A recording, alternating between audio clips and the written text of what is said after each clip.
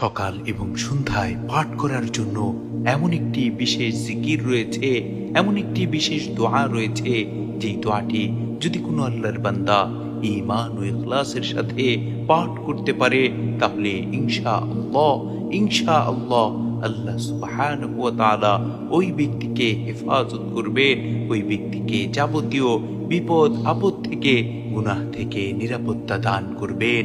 সুবহানাল্লাহ, সুবহানাল্লাহি ওয়া বিহামদিহি, সুবহানাল্লাহিল আযীম। সেই বিশেষ দোয়াটি হচ্ছে আল্লাহুম্মা আফিনি ফি বাদানি, আল্লাহুম্মা আফিনি ফি সামঈ, আল্লাহুম্মা আফিনি ফি বসরি, লা ইলাহা ইল্লা আনতা, আল্লাহুম্মা ইন্নী আউযু বিকা মিনাল কুফরি ওয়াল ফাকরি ওয়া আউযু বিকা মিন আযাবিল কবরি, লা ইলাহা ইল্লা আনতা।